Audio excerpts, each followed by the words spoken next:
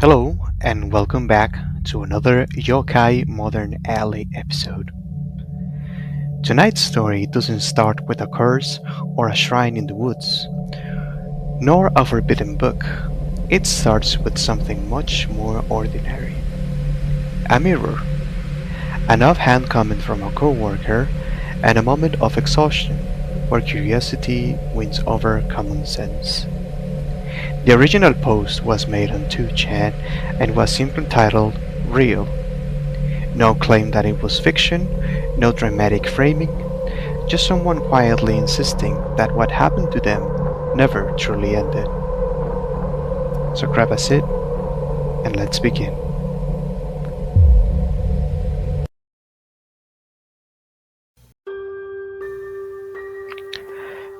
This isn't all that interesting, and I'll try to keep this from getting too long. Sorry if I can't do that, though. Anyway, here's my story.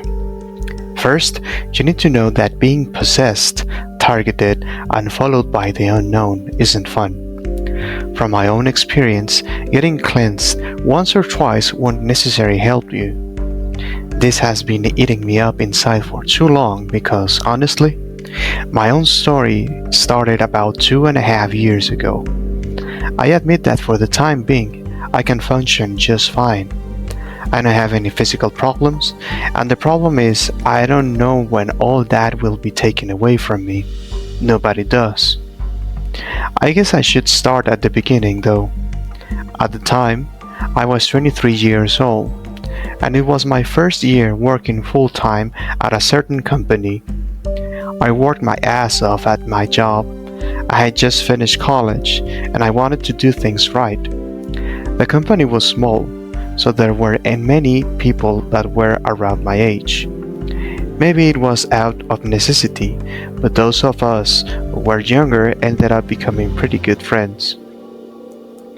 One of the guys was from the Northeast. His name was Ogawa, and he seemed to know just about everything. He also had tons of friends and acquaintances. I wonder if they just didn't tell him things because the things he knew were just weird. For example, he'd say something like, "If you do that, such and such a thing will happen," or "so and so on his way here." Most people that say stuff like that are just full of it, but Ogawa was something else. Whatever he said eventually came true. At the time, I thought it was all part of some big joke. I ended up getting a car and spent almost no time at home. I had only had part-time jobs before, and the money I was getting at this job was way more than I had ever had. I ended up spending most of my weekends hanging out and having fun with my friends. At the beginning of August, Ogawa and I managed to get a couple of girls to come along with us to a place that was supposed to be haunted. It ended up being pretty creepy. I got chills a few times when we were walking around and really felt like something was watching us the entire time when we were there. Nothing really happened though, so we ended up all going home after a while. Fast forward 3 days, I was at work and like every other day, I was staying late. It was an unspoken rule that new employees couldn't leave until all of our seniors had already left. When I finally was able to go home, I was dead tired. I walked inside my room, locked the door, and took my shoes off.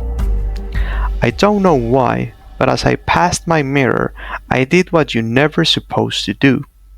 It was stupid, I know, and it was even like I was trying to test it out. It just sort of came to my mind and I had to do it. I'm getting ahead of myself again, so let me explain this better. My apartment was 15 minutes from the station.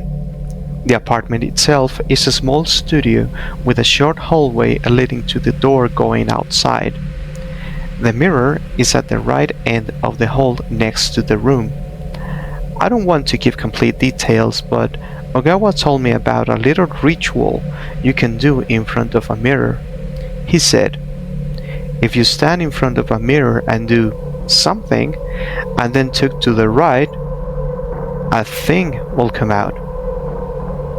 The best I can describe it is that you do a little bow as you are turning. I didn't think that anything would show up, so I did the little bow and turned to the right. As soon as I turned, I could tell something was right in the center of my room. Whatever it was looked strange. It must have been a bit more than 5 feet tall. Its hair was long and messy and covered much of its face.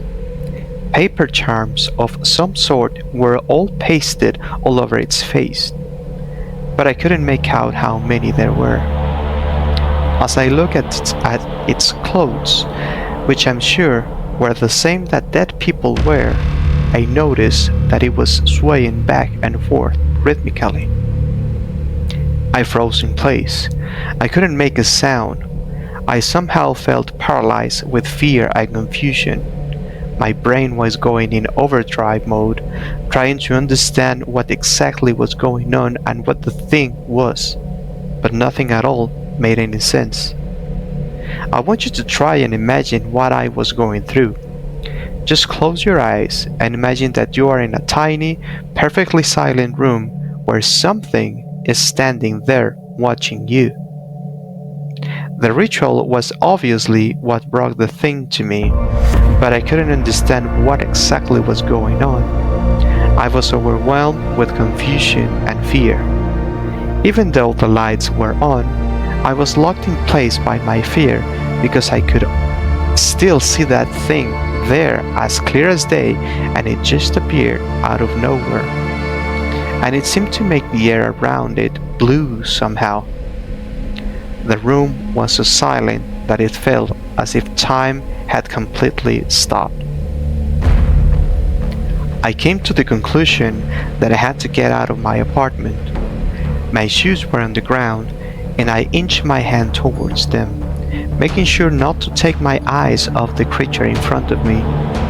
I don't know why, but I felt that if I turned away, something awful would happen. I walked backwards out of the room and down the hall.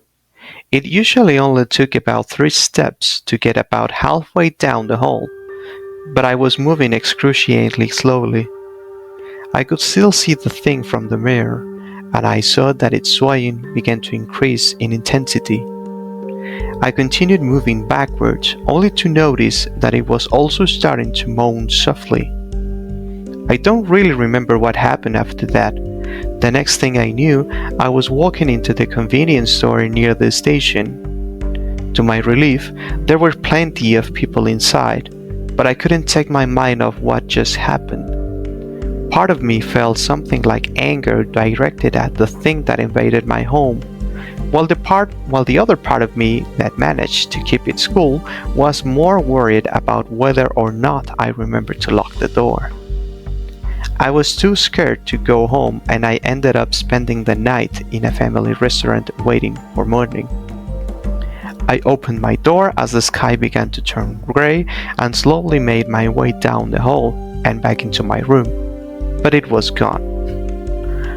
I turned back around and went outside to get a can of coffee from the vending machine. I smoked a cigarette in between sips. I started wondering whether or not I had actually seen anything to begin with. I mean, that sort of thing is impossible, right? The sun was out by the time I finished my coffee. The light gave me courage, and I went back inside to the room. I didn't see anything, but because my room can look gloomy and I didn't want to open the curtains, I turned the light on. I hadn't noticed it when I first got inside, but the thing had left evidence behind proving that I hadn't imagined it. The spot it had been standing in was filthy. It was covered in a sludge that smelled awful. It also left something that looked like a footprint, but the amount of dirt that had been left behind seemed to be too much for having stepped in something. It didn't take long for me to admit that everything had happened just as I remembered. I was taken aback. My palms began to sweat. Thankfully, the lights were on, but that thought led me to another. Sludge stuck to the light switch and also to my left hand, which I had used to turn on the light. For a while, I felt pretty down.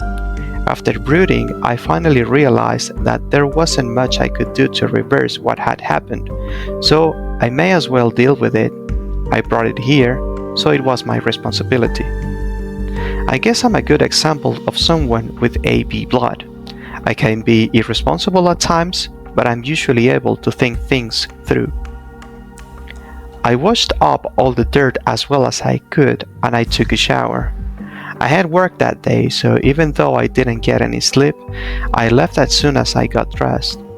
I wasn't able to get the smell out of the apartment, but it's practically impossible to get a day off from work, so I told myself I'd just deal with it when I got back. Everything was just how I expected to be when I arrived at work. I did my job, but I was preoccupied with the need to talk with Ogawa. He's the one that told me about the summoning process, so maybe he'd be able to give me some advice. I wasn't able to talk with him until lunchtime, but he was able to tell me more than what I knew before. Here's a basic outline of what was said. "Hey, you know that thing you told me about?" I sat down next to him. "When you stand in front of a mirror, do a little bow and turn, and then something creepy comes and makes your apartment smell like shit? Well, I did it, and it came." "Huh? What are you talking about?" Ogawa barely seemed to notice what I had said. "I'm serious. Something, a spirit or something, I don't know what, showed up after I did what you told me." "Oh, okay. I remember talking about that." He barely looked from his lunch and seemed to be trying to brush me off. "Something really creepy was standing right in the middle of my room. I'm not joking." "I don't know what are you talking about," he insisted, eyes narrowing in annoyance. "And I don't know what's going on," I replied. No matter what I said, it didn't seem to be getting through him. I knew that unless he believed me, I wouldn't be able to work on fixing the problem, so I told him everything that had happened leading up to the thing's appearance. Ogawa didn't believe me at first, but by the time I had finished my story, he was obviously starting to come around. He agreed to come check out my apartment after work. We continued the rest of the day as if nothing was going on, but the entire time I was waiting to go home. By the time we got to my apartment, it was already 10 p.m. I opened the front door, and we were immediately assaulted with the stench I had smelled earlier that morning. I hadn't left a window open, and with the warm temperature outside, the smell had gotten much more worse during the day. He checked everything out, and I walked with him partway to his place. He finally seemed to believe me, because as I repeated everything for what seemed like the 10th time, all he had to say was, "Really?" I had hoped he would have some sort of plan of action, but I guess I had expected too much. He said that I should get cleansed and that he'd ask someone he knew about helping me out. He practically ran away from me as he went to his place, and I was left alone.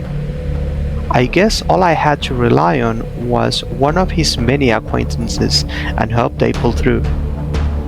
I didn't really want to stay in my apartment because of the smell and everything else, so I ended up making my way to a capsule hotel for the night. I didn't know if I could handle seeing that thing again. The next day, I went to a nearby temple rather than work. I told the monk what was going on, but he didn't seem to be able to help me. "I'm not trained in this sort of thing," he said with a cheerful smile. "Have you thought about taking some time off work to rest? You are probably just stressed out and need a break. I went to several other famous temples and shrines throughout Tokyo, but they all said basically the same thing. I was completely exhausted and ready to give up. I decided to go to my hometown in Saitama, which wasn't far from Tokyo. To tell you the truth, I went there because my grandmother and my mom's side helps taking care of a nun who I just called Miss Akagi. I couldn't think of anyone better to talk to who would actually listen. Anyway, I'll explain things a bit better so they make sense. My mom is from Nagasaki, and so is her mom. I don't know if it's because of the war or what, but my grandma is a very devout Buddhist. She goes to a temple once a week, and that's where Miss Akagi lives and acts as the head priestess or nun, whatever you want to call it. Well, I had met her a few times before, so I knew I could trust her. I don't know the exact details, but the sect she follows is pretty famous, and even though there are phony witch doctors out there that claim the same path, you know as soon as you meet Miss Akagi that she is the real deal. She is a very gentle person and speaks kindly of everyone.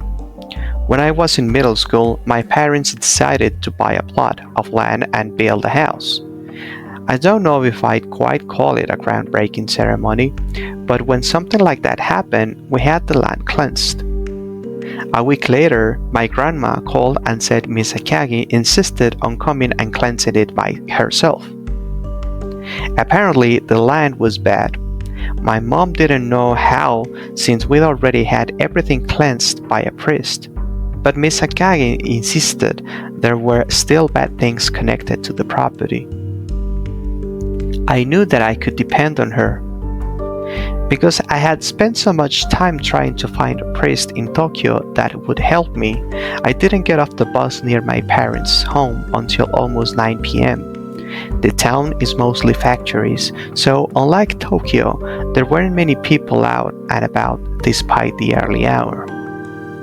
I quickly walked to my parents' house from the bus stop, which took about 20 minutes. The streets were pretty much empty except from the streetlights that appeared at set intervals. I kept having flashbacks to what had happened, but luckily I didn't see any sign of the thing from my apartment. Instead, I started to notice strange things about myself. Despite the fact that the sun had already gone down and the temperature was quickly dropping, the base of my neck felt really hot. It's hard to describe exactly how it felt, but it was as if something like rope burn. It was almost as if something were tied around my neck and it was shifting back and forth. I started to feel around my neck with my hand. It was hot. A shiver ran up my spine, and I started to feel around other exposed parts of my body. Everything else reflected the cool air around me. I started to notice a stinging sensation as well, like I was getting a rush. My walk quickly turned into a run as I hurried to get home. Out of breath, I hurried inside when I arrived. As I closed the door behind me, I heard my mom hanging up the phone. As soon as she saw my face, she started talking. Miss Akagi just called. Do you remember the nun that lives in Nagasaki? She's very worried about you. She said that something bad is happening to you. She wants to talk to you right away. Are you okay? Did you do something? Her eyes widened suddenly as if she had just now looked at me. Oh my God, what happened to your neck? I ran up to the mirror that stood next to the doorway. I don't know why I thought the thing wouldn't be following me because as soon as I saw my reflection, my eyes immediately were drawn to the red ring that circled my neck.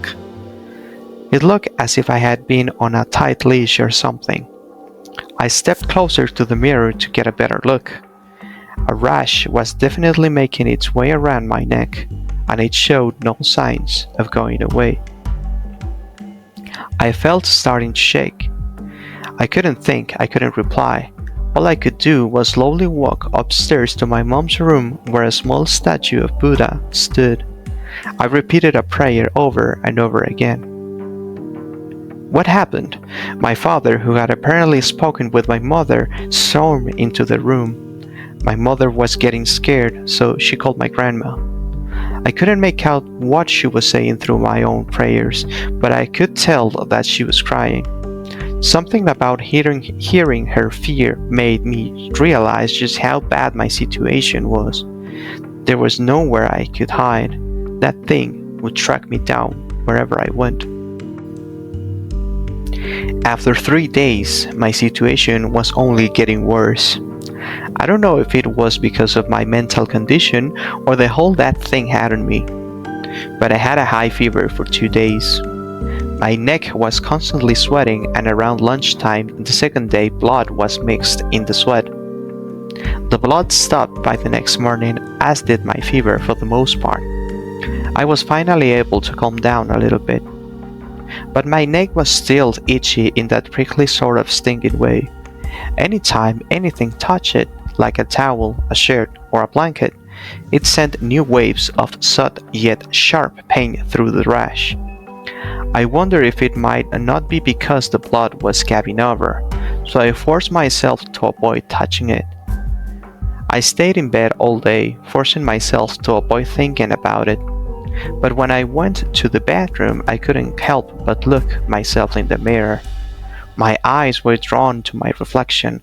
I knew that if I don't look, it would drive me crazy. What I saw wasn't like anything I'd ever seen. The redness had almost gone away, but the rash had managed to spread and grow even further. I get goosebumps thinking of it even now. It was so disgusting. I don't want to gross you out, but I'm going to try to describe this as well as I can. Sorry if this makes you sick. Originally, the line around my neck was bright red and about 1 centimeter wide. It went all the way around my neck. My skin is pretty pale, so the redness was a really sharp contrast to what's normal for me. It really looked like a red rope was tied around my neck. But that was how it looked 3 days before. This time, when I looked into the mirror, it was absolutely disgusting. Pus was seeping out. Well, that's not exactly right. It was more like I had a ring of huge slits going around my neck.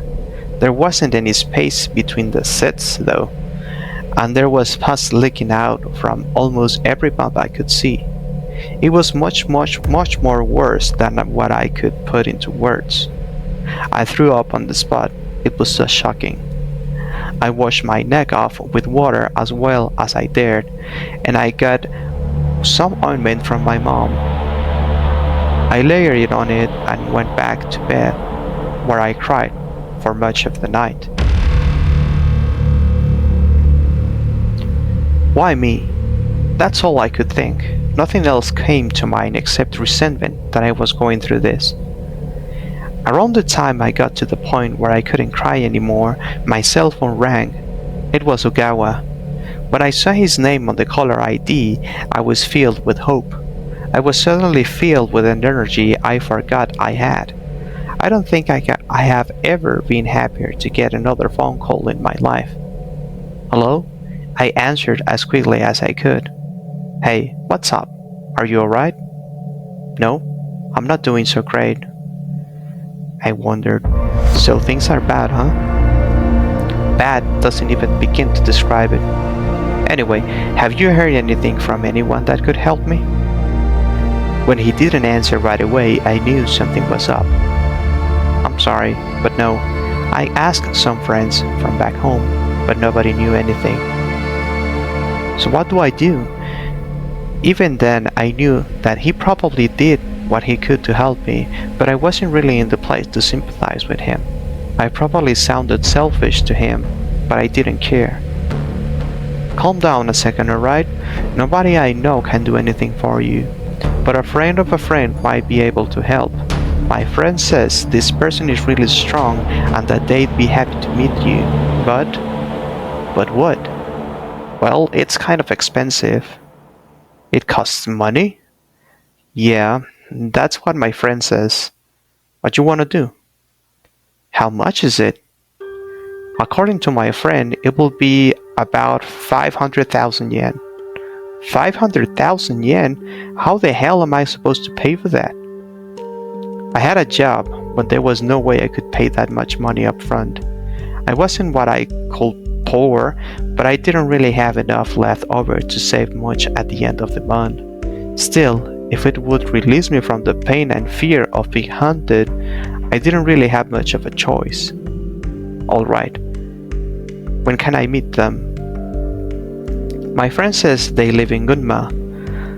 I'll need to ask my friend about it, so let me call them and see what they can do.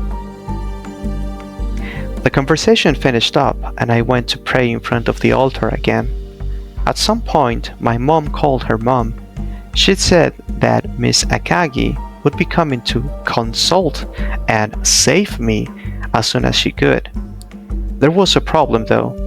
She was quite busy and she was also very old. She wasn't able to come for another 3 weeks, meaning that I would be stuck in hell, wondering if something was going to happen or something was going to get me, and constantly being unable to settle down. 3 weeks of uncertainty. I couldn't just sit around for that long, so I decided to do what little I could in the meantime. Ogawa called me back sometime after 11 that night. Sorry for taking so long. I had to wait for my friend to call me back. He says the guy can come tomorrow. Tomorrow? Tomorrow's a Sunday, isn't it? Well, yeah, I guess it is. Thanks. Will he come all the way here? He says he will. He's got a car, so I gotta send him your address. Is that okay? What are you doing? Oh, I'm going too. Don't worry about that. Can I pay him later? It should be okay. I mean, why wouldn't it be? Alright, great. Call me when you're nearby. That night, I had a dream. A girl wearing a white kimono was kneeling in front of me. She bowed forward deeply, placing 3 fingers from each hand on the floor as she bent. She then got up and left the room, but not before bowing again at the doorway. I don't know if the dream had anything to do with the thing that was after me, but it somehow felt connected. The next day, Ogawa called me just after noon. I guided him to my parents' place as we spoke on the phone. He brought his friend who offered to help and a man that looked to be in his late 30s. I can't really say that either of those people gave me the greatest sense of faith. They looked like a low-ranking Yakuza member, and I couldn't imagine what sort of place would hire them. I hadn't told my parents about what was going on, so needless to say, they were very dubious of the man's sincerity. One of the men introduced himself as Hayashi. I'm almost positive it was a fake name, but I guess that doesn't really matter. He was the first to speak to me. Tomohiko, we heard your story from Ogawa. Sounds like you dug yourself into a pretty big hole, didn't you? Hayashi, wasn't it? My father stepped forward, tense and almost defensive. May I ask why you are here?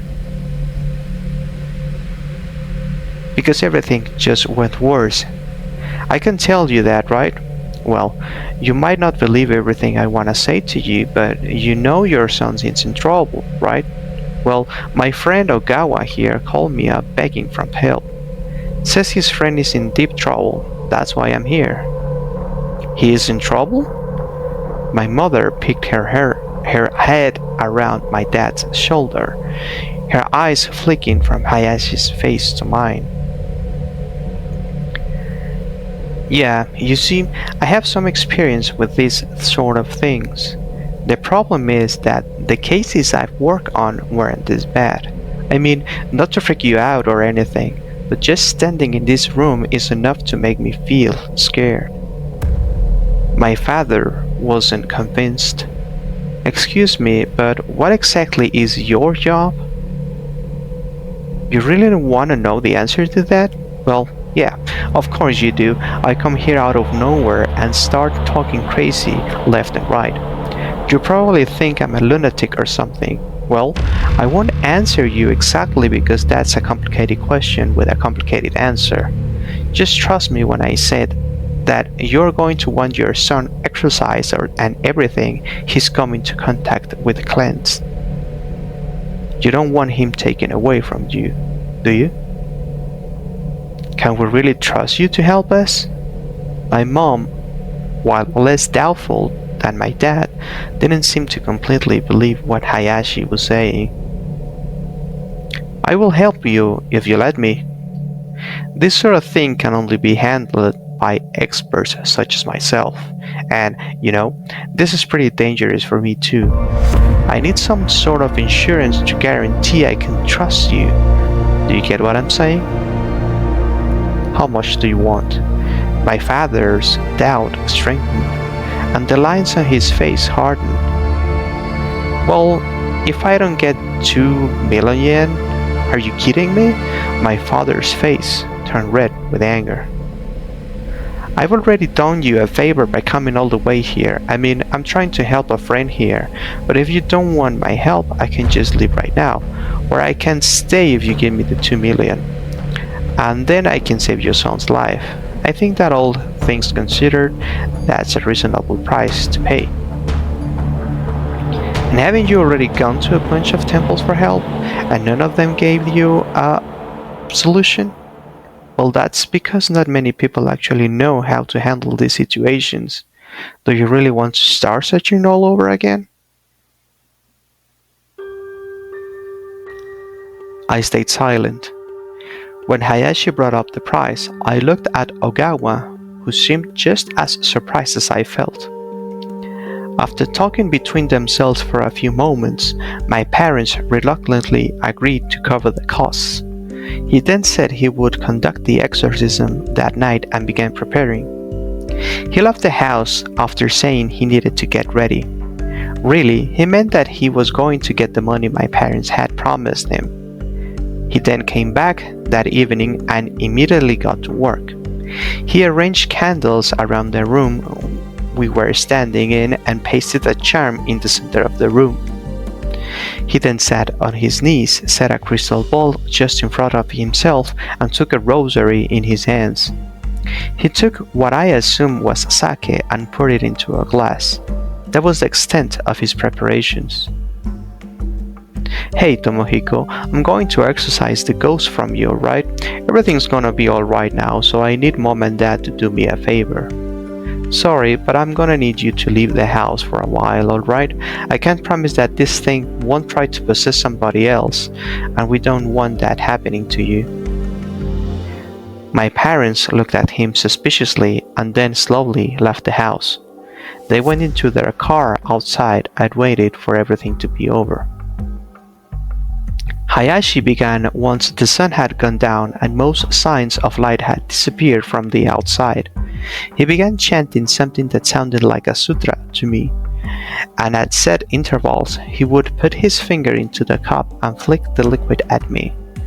I half doubted and half believed that he knew what he was doing, and I closed my eyes and lay down in my bed when he commanded me to do so. The exorcism went on for quite some time. The sutra began to sound disconnected or broken somehow. I kept my eyes closed, but something about the surrounding atmosphere started to feel wrong, and that feeling intensified until the only thing I was aware of was the sutra that was still filling the other side of the silent room. I hadn't noticed it previously, but the burning sensation in my neck had returned and even intensified. It was well beyond the point of being itchy. It downright hurt. I wanted to open my eyes and look around, but I clenched my jaw and forced myself to endure the pain. That's when the chanting stopped. Something was wrong. Something about the ending seemed more like it had been cut off rather than finished properly. It was also deathly silent in the room. Nobody spoke a word. Nobody moved a muscle. The pain surrounding my neck didn't recede at all. Rather, it intensified yet again, and the burning sensation started to become unbearable. The room also felt cold compared to what it had been before the exorcism started, and I got the distinct impression that something was standing over me. I told myself not to open my eyes. I knew that was the main thing I wasn't supposed to do. I knew that keeping my eyes closed was the smart thing to do, but I couldn't resist. I opened them, and what I saw was absolutely terrifying. Hayashi was sitting on my right side, working on the exorcism. On my left side sat that thing. It was sitting on its knees, much like Hayashi was. Its hands were on its knees, and it stretched over my body as it peered into Hayashi's face. The space between their faces would barely fit a baseball. Stranger still, the spirit moved its head as an owl would. It held its face diagonally and then would twitch as it was diagonal in the other direction. As it stared at Hayashi's face, it whispered something in a horrible voice that I couldn't quite understand. Maybe it was whispering something to Hayashi, I don't know. Whatever it was doing, it wasn't having a good effect on Hayashi. His face began to face downwards, and his eyes dropped accordingly. He didn't blink, and he didn't say a word. His mouth dropped open, and a string of saliva fell from his lips. Ever so slightly, he began to smile. As he listened to whatever the other thing was saying, he would occasionally give a small nod. All I could do was stare at the scene before me as it played out. The thing suddenly moved its neck, and then the next thing I knew, its gaze turned to me. I felt my eyes squeeze shut, and I pulled the blanket over my head as I whispered Buddhist prayers to myself. Visions of the monster twitching its head in its owl-like way just inches from my face flashed in my mind. I was terrified. I heard a rattling sound from the stairs, and I was suddenly aware that something was dashing from down the stairs. Hayashi had run away. I huddled up even further in my bed, waiting for something to happen.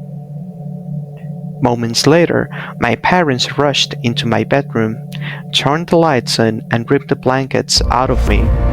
I was curled into a fetal position, still trying to grip onto the blanket. They told me that when Hayashi took off, he didn't even look in their direction. He hopped in the car with Ogawa and his friend and then disappeared. Ogawa later told me that when Hayashi showed up, all he said was, "Start the car and let's go," and stayed silent for the rest of the ride. Hayashi's visit was supposed to help me, but my situation had only worsened. I knew that I didn't have the time to wait for Misakagi to come. By the time 4 days had passed since the failed exorcism, my neck was starting to look and feel much better. The mark was still there, but I physically felt much better. My fever had also gone down, and I didn't really have much to complain about as far as pain or anything else went. After 10 days, I noticed that my face started to look different. I did look different. I could barely recognize myself when I looked in the mirror. I was starting to give into the mental anguish of what was happening to me, and it was starting to take a toll on my appearance. I couldn't wait any longer. Obviously, I was in no condition to deal with the real world, and I had my parents contact my employer to tell them that I needed to quit.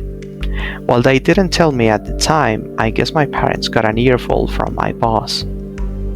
Anyway, I was scared of everything and everything.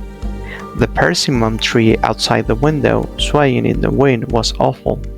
Whenever I saw it out of the corner of my eye, I wondered if it wasn't that thing moving back and forth.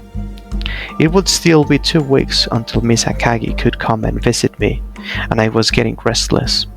It was too long to wait, too long to deal with the fear. One day, my parents took me by surprise and forced me out of the house and into the car.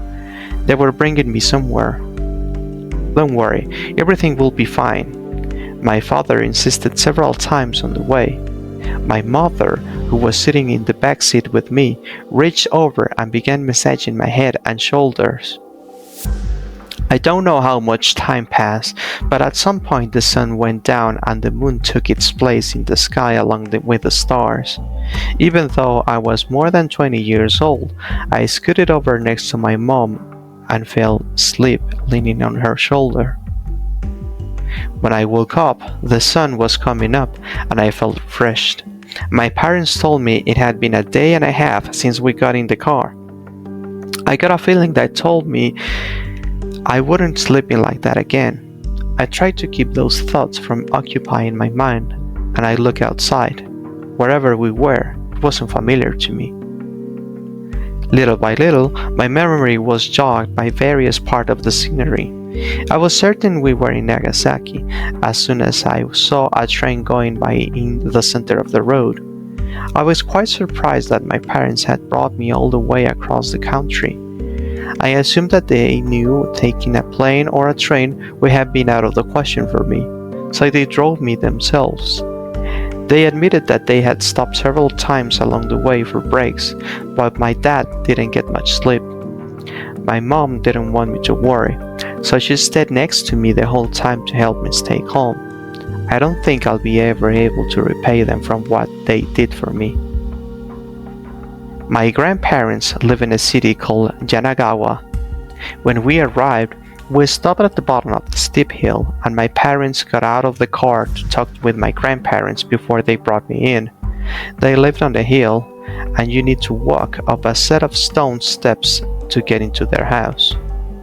My parents just wanted to drop off our things and pick up my grandparents before we went to Miss Akagi's. I knew things were bad when my offer to help was refused. Still, having slept well the night before and being so far away from Tokyo and Saitama somehow helped.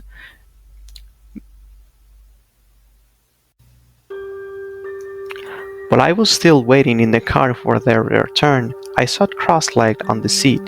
I zoned out, staring into the streets. When out of nowhere my neck started hurting again. It was a sharp pain running circles around the markings. The intensity of it made the pain I had felt before seem like a tickle. My hand went to the rush without even thinking about it, and I was shocked to find that it was wet. When I pulled my fingers away, I saw that they were stained with blood. As it slowly ran down my fingers, I was pulled back into the reality of my current situation. However, rather than being scared or worried about that thing being close to me again, all I felt was a heavy sense of disappointment that it was happening again. I was nearing the end of my rope. Tears started to stream down my cheeks as I realized that I couldn't handle much more of the distress. It might be difficult to understand just what I was feeling, but the best way I can explain it is that all of these awful things just kept coming. And every time I thought I was going to be okay, something worse happened. I was falling deep into depression because I couldn't see a way out of it. The fact that trying to fix things only made them worse was soul-crushing. What's the point? Just give me a break already. I mumbled to myself as I cried, feeling the impact of the sudden turn of events even more since I had felt much better for the past few hours. When my parents returned to the car with my grandparents, I started to panic. I was sitting in the back seat of the family car with blood dripping down my neck and tears covering my face. There wasn't really any way to explain that. What's wrong? Say something. This has gone for too long. Tomohiko, please snap out of it. What are you going to do? Everybody was talking at once, and it was overwhelming for me. I started to get agitated, and finally I exploded. Shut up already. What was I supposed to say? They couldn't do anything to help me, and I certainly couldn't help myself. Yelling wasn't going to fix the problem, and it was only making me feel worse. I know what I was bad, but the thoughts going through my head were even worse. I mean, I quit work without notice and I lost my parents a ton of money. I huddled up even more in my seat and began to feel awful for my temper. I was causing them so much trouble, and they were driving around the country to help me. Thinking about it now, it's pretty embarrassing, and I deserved what happened next. My father had never raised a hand to me in my entire life, but at that moment he slapped me across my left cheek. It hurt like hell, and for a moment I almost forgot about the pain in my neck. I had argued with my dad dozens of times, but he had never hit me before based on moral grounds. Apologize to your grandparents right now. My desperation diminished, and I was able to calmly apologize to everyone. My resolve to overcome my difficulties was strengthened, though I did start crying when my grandpa started to try and encourage me on the way to Misakagi's home. I felt pretty pathetic. When we got to Misakagi's house, which of course was part of the temple compound, I felt like a weight had been lifted. Nothing happened to make me feel that way. I just assumed that everything was going to be okay since we had finally arrived. When we made our way past the gates of the compound, we were greeted by a middle-aged man. I got the distinct impression that Misakagi's house had frequent visitors, my grandma being one of them. We were led to the back of the house and entered from there. We were led to the decent-sized Buddhist altar room where Misakagi was. She sat on her knees on a pillow in front of the altar. She turned to face us slowly and waited for somebody to speak. Tomohiko, it's all right. Misakagi will take care of you, my grandma told me. It's been a while. You've grown up so much since I saw you last. You can take care of him, right? He's gonna be okay, right? Of course he is going to be okay. We just got here. Misakagi still don't know what's wrong with him. Give her some time to figure it out, my grandpa interrupted. Honey, be quiet, you hear? I can't help it that I'm worried and you know that. I don't really know why, but just standing in front of Misakagi seemed to put all of us at ease. I felt like negativity rushed out of me whenever I exhaled in her presence, and my parents seemed to feel the same, though their fatigue was apparently just by looking at them. You two must be tired. Something awful driving down here without stopping. Just let Misakagi do her thing, alright? You go to the next room and have a rest, why don't you? My parents nodded gratefully and took his advice. Well, Misakagi motioned at me with her hand. Tomohiko, just come here, please. I sat in front of her on my knees, reflecting her posture. She then turned to my grandparents. I'm going to ask you to go to the other room, alright? I need to talk about some things with your grandson. I handle things in here, so don't come back in here unless I say you can. You hear? Please take care of him, my grandfather bowed. Tomohiko, don't you worry, my grandmother encouraged me as she left the room. Once they were gone, Misakagi scooted towards me until our knees touched. She took my hands in hers and silently stared at my face. For some reason, she felt almost like a parent to me at that moment. I felt like a small child, and I couldn't shake that feeling as she looked at me with her wise eyes. Despite being much smaller than I am, I was completely overcome by her strong presence. What to do with you? Tomohiko, are you scared? Yes. I figured as much. You know, things can't keep going on how they are. What? Oh, don't worry about it. I'm just talking to myself. What should I do? I was hoping you could help me out here.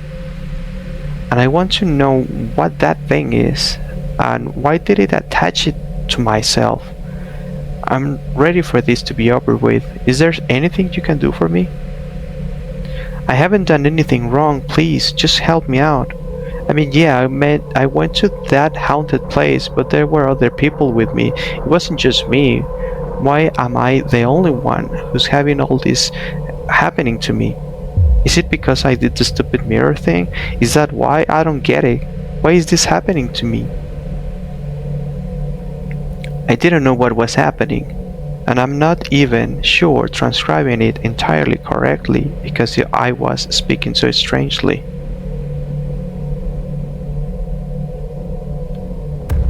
The voice sounded almost like a parakeet. It fluctuated up and down and was high-pitched to the point of being annoying, as it repeated the same sounds over and over again. I finally understood what I was saying. Why? I looked at Miss Akagi's face, and she at mine, but her formerly kind expression had completely disappeared. It was as if she mentally checked out and wasn't actually there anymore. From the corner of my eyes, I could barely tell that something else was in the room with us. I knew that I shouldn't, but I turned to the left to see what it was. As I moved, blood began trickling down my neck. That thing was standing there. It crouched over and stared at my face. I had no idea what was going on, what it was doing, or what Miss Akagi was doing. I was in the middle of a temple, sitting right in front of a nun, but somehow that monster was standing just feet away from me. It looked like it did the first night I saw it in my apartment. Its eyes were parallel with mine, and just like an owl, its head flicked and twitched in a circular manner. It almost looked confused. Its bird-like voice grated on my ears as it questioned me over and over again. Why? Why? I bet this is the same voice Hayashi heard when he tried to banish it. Maybe it didn't say the same thing to him, but he must have heard the same horrible impersonation of a human voice. In my fear, I stopped breathing. My eyes widened and my mouth dropped open. My lungs seemed thirsty for air, but all I could manage were tiny gasps as if my throat were being squeezed. As I watched its erratic movements, I noticed its hand move slowly to its face. Its fingers settled on the charms pasted to its face and slowly began pulling them off. I knew that if the charms were removed, something bad would happen. I wanted to run away, but I couldn't bring myself to move. My heartbeat intensified as its jawline became visible. I was screaming at it in my head, begging for it to stop. My breath came out in ragged gasps. Vision of what would happen if all of the charms were removed assaulted my brain. I was having heart palpitations so bad I could hear my heartbeat in my ears, and all I wanted. Bang! I practically flew in the air when that sound hit me.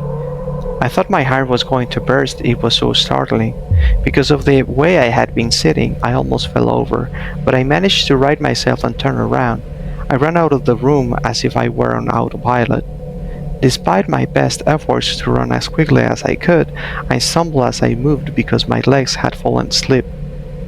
I kept looking behind me to make sure I wasn't being followed, and I was wobbling forward, my head smashed into the wall.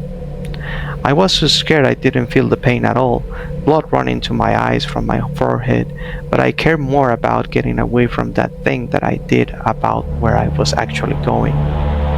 The blood flowing into my eyes practically blinded me. I held my hands out, groping around for a door leading me to the outside. No matter how far I moved along the wall, I couldn't find a way out. "You can't leave out yet," Miss Akagi cried. I don't know if she was talking to me or my family members in the other room. Regardless of who her target was, I was obviously enough to make me stop trying to escape. I felt myself freeze in place and tried to force myself to take in the situation. Obviously, I had no way of fully comprehending what was going on, but I forced myself to follow Misakagi's instructions. When I finally looked around, I saw that my parents had been trying to go into the altar room, Misakagi waiting until she was sure I was listening to speak. I am sorry, Tomohiko. This must have been scary for you. It's alright now. You can come back in here now. It's alright. Just go back on in there and let me finish up. I could hear them talking behind the door. I don't know what was being said though. I made my back over to Misakagi as I wiped the blood off my face. He handed me a handkerchief. It smelled nice as I used to clean my face. I sat down and realized that the banging noise had actually been Misakagi pounding her hands and not the spirit. Tomohiko, did you see it and hear it? I saw it. It kept asking me why over and over again. Misakagi's expression once again became one that radiated kindness. I focused everything I had on remaining calm for the rest of the conversation. I had mostly given up being logical, but I wanted to do what I could to make this easier for her. That's right, she noted. It did ask you why. Why do you think it asked you that? I don't know. Am I supposed to know? Tomohiko, were you scared? I am still scared. Why? Well, this sort of thing isn't normal for me, ghosts and everything. I mean, did it do anything to you? Not really. Well, sort of. Maybe. My neck was bleeding, and then it started to take off the charms that were on its face. Yes, I remember. I saw it too. But nothing else happened, right? I know, son. It's hard. I'm sorry. I don't really know if I tried to do anything to me. That's alright. She began to explain everything in a way that made sense to me. Maybe saying that she lectured me would be a more appropriate term. First and foremost, that thing was definitely some sort of spirit or monster. I asked her if it was evil, and she didn't seem to have a clear answer. She got the distinct impression that it would be classified as a dark type of spirit, but she didn't sense any sort of malice from it. Even if a spirit means no harm, this sort of thing can happen if they are too strong.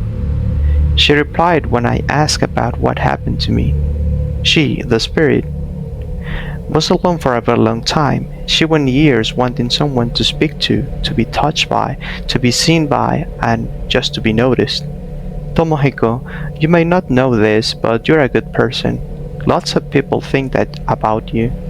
This spirit saw that in you, and when you noticed her, she was happy. Now, don't take this the wrong way, but compared to this woman, you are very weak. That's why you got scared, and that's why your body reacted so strongly when she's near you. The way she spoke was calming. She spoke slowly and used easy words, just as if she were talking to a child. I still didn't know what I was supposed to do. I thought that the spirit had to be evil, but here Misakagi was standing up for it. She sensed my unease though, and tried to put my fears to rest. Well, we need to figure out this thing for you, don't we? This is gonna take a while, but I'm going to help you, okay? Those words were all I needed to feel better. I felt true relief when I thought that I might finally be free of this mess. I'll write what she told me here. I don't think I will ever forget these words. If something is horrifying to look at, or if you don't understand what it is, remember that it feels pain just like you do. Reach out and try to help. That might be what it has been waiting for. Misakagi began chanting sutras. Unlike what I initially expected, the chants were not to exorcise it. Rather, she was guiding the spirit to rest. That night, my head hurt like hell and my neck felt like it was burning, but I slept deeply. Misakagi let me stay there for the night because she thought I was still acting funny. I wanted to make up early and start next morning, but by the time I found Miss Akagi in the compound, she had already finished her morning prayers. I didn't really want to give it much information, so I'm not going into great detail here. Like I said before, her sect of Buddhism has a long history and is mentioned in textbooks. There are people all over the country who follow the same belief system. Even though the beliefs are the same, because of geographic constraints, both Eastern and Western Japan have a main temple. But I was in Nagasaki. I was brought to the Western counterpart. Miss Akagi gave me 2 reasons behind going to the main temple. The first was because I apparently have some sort of skill that needs to be strengthened. I can't quite explain it myself, but she said it was important.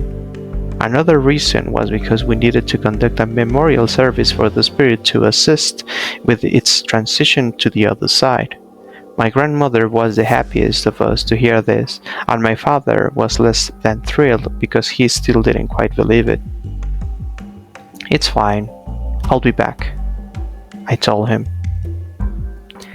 When we arrived, a young man was waiting for us. He greeted Miss Akagi, and we went to a small building off to the side of the main temple, where we greeted more people who live and work at the temple. It seemed as if Miss Akagi tried to stay humble even there. I later learned that she's pretty renowned throughout the region, and we will go around the various temples throughout the year. She confided in me that it was quite lonely at times, but she enjoyed making her rounds. At first, I felt like a burden to other people at a temple. I was almost treated like a customer, but I didn't do the same work. I think Miss Akagi helped convince the others to accept my presence. While I was there, I realized how lucky I was. I met a woman who had been haunted by an evil serpentine spirit for 40 years, and even her family members were ruined by the curse. She no longer had any relatives, but her line had once been a prominent clan of samurai. I had no idea that people could have it that much worse than me. I don't know if it was because of the work I was doing, but the environment I was living in, or because of Miss Akagi's guidance before she left me there, but I began to regain my courage. That, of course, does not mean I wasn't scared when I got the sudden feeling that the spirit was somewhere nearby. I was certainly still scared then. 1 month after I arrived at the temple, Miss Akagi returned. "Well, somebody's looking good." "It's all because of you, Miss Akagi." "And have you seen her since coming here?" "No, I think she passed over or went somewhere else, and anyway, this is a major temple, right?" "How can you be so sure?" I felt my face twitch, and she immediately tried to make up for what she said. "I'm sorry, my boy, I didn't mean to scare you, but you gotta understand, there are a lot of people here who are in pain. It's our job to help them, you see. Tomohiko, I want you to stay here a bit longer. You got more to learn." I did what she said. I was still feeling traumatized by my experiences, and I actually enjoyed being there anyway. Time seemed to flow more slowly there, and I appreciated the calm I felt. I ended up staying there for 3 months in total. Miss Akagi didn't return again until then. Not speaking with her did make me feel uneasy at times, and when I started to feel a certain sadness, I was away from the sort of life I grew to love, and I began to feel unsatisfied in a way. When Miss Akagi finally returned, I was ready to leave. I got dressed in normal clothing and said my thanks to everyone in the temple. I walked away with Miss Akagi at my side, excited to see my family again. But at some point I noticed that Miss Akagi was gone. She was just been right next to me, but she was nowhere to be seen. I turned around and saw that she was quite a ways behind me, thinking I was walking too fast. I walked back to where she stood. "Tomohiko, have you thought about staying here?" Her eyes sparkled as she spoke. Her words made me feel as if she recognized the changes I had went through during my stay, and it made me happy. Still, I wanted to go home. "I'm sorry, but I can't live with these people forever. I really think that what they do is great, but it's just not for me." Let me rephrase it then. I don't think you can live. What? She is still with you. Miss Akagi seemed to be looking at something that I couldn't see. I felt my face twitch again. It wasn't for another 2 months that I was able to leave the temple, meaning I had been there for a full 5 months. I got the impression that my family wouldn't be able to look after my things for much longer. I think you are alright now, son, but I want you to come back once a month, just in case.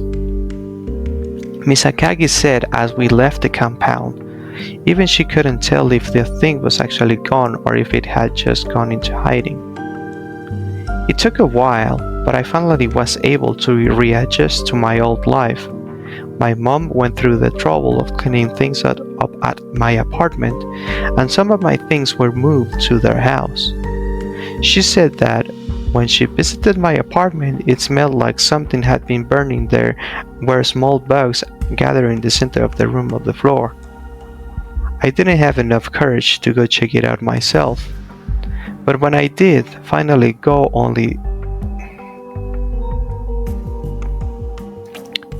It took a while, but I finally was able to readjust to my old life. My mom went through the trouble of cleaning things up at my apartment, and some of my things were moved to their house. She said that when she visited my apartment, it smelled like something had been burning and there were small bugs gathered in the center of the room on the floor.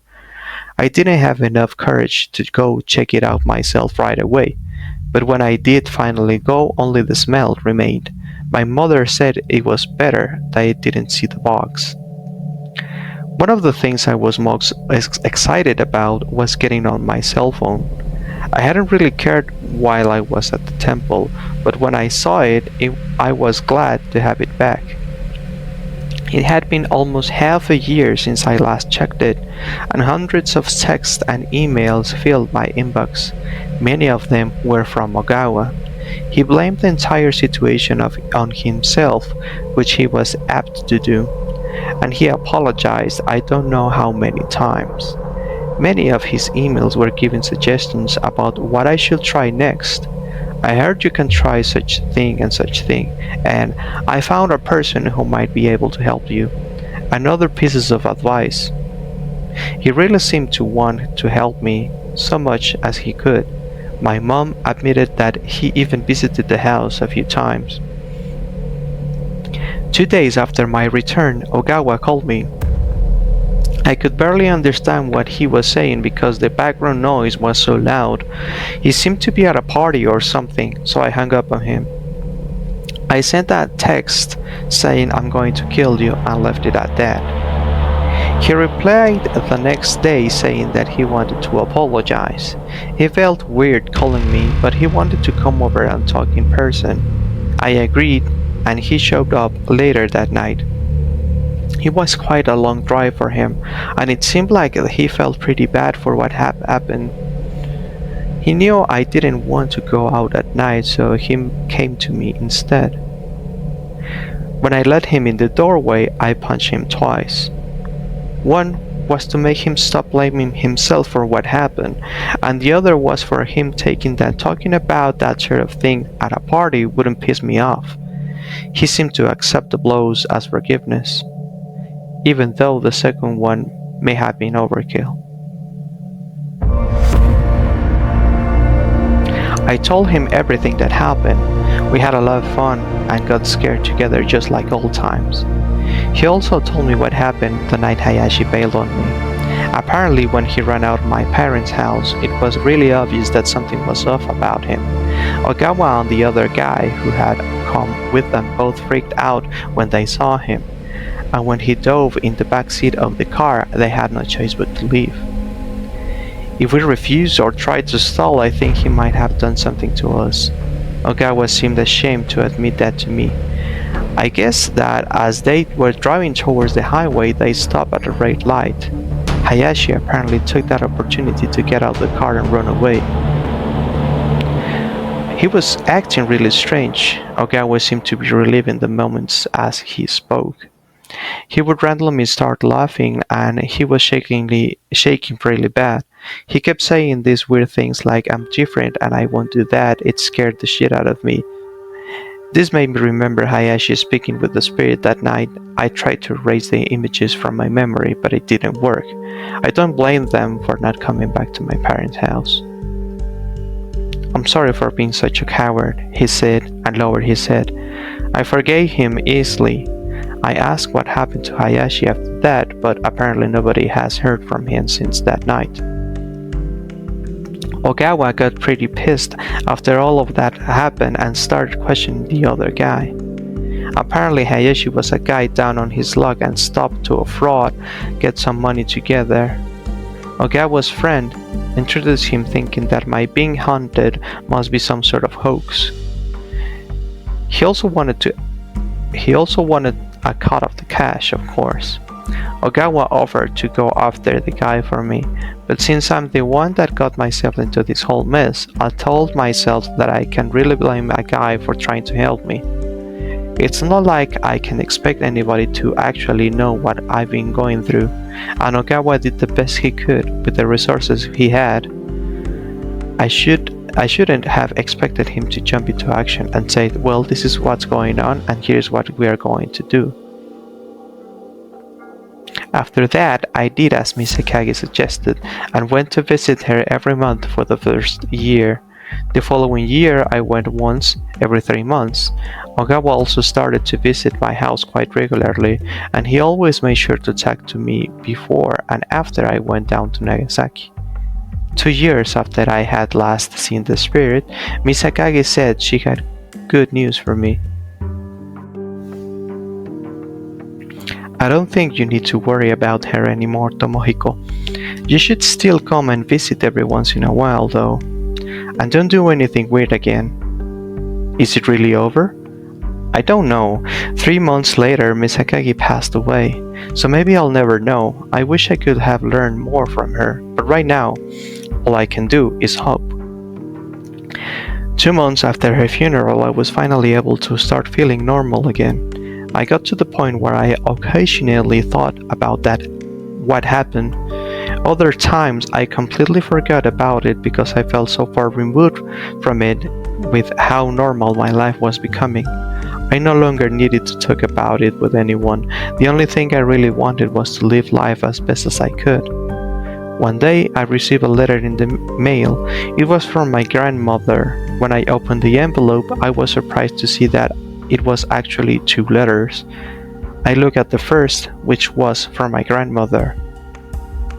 I looked at the other letter, which was signed by Misakagi. I have no way of proving whether or not what she wrote is true or not, but I'm going to paraphrase what she said. My hands were shaking as I read the letter.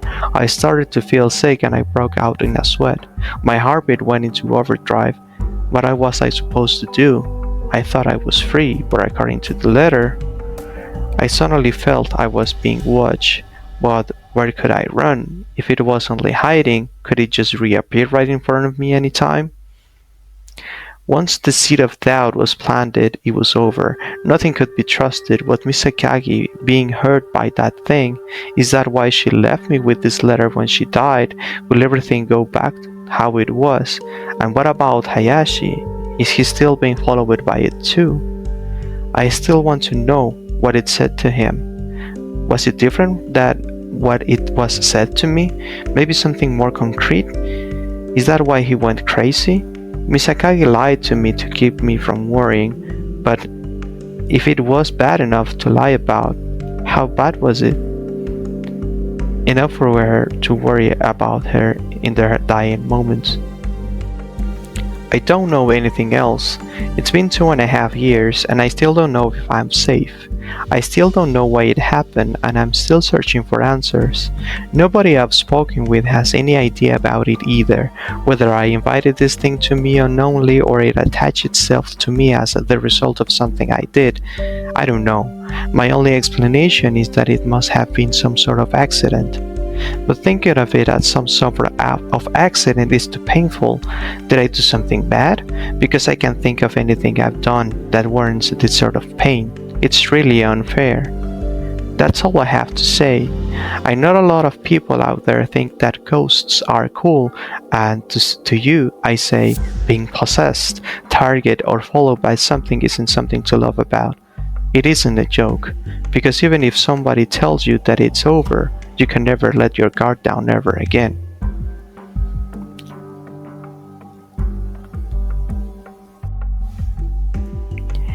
And that was all for this chapter. Remember, if something frightens you because you don't understand it, remember that it may be suffering too. And sometimes being seen is enough to bind something to you forever. This has been Yokai Modern Alley, and this story was titled Real.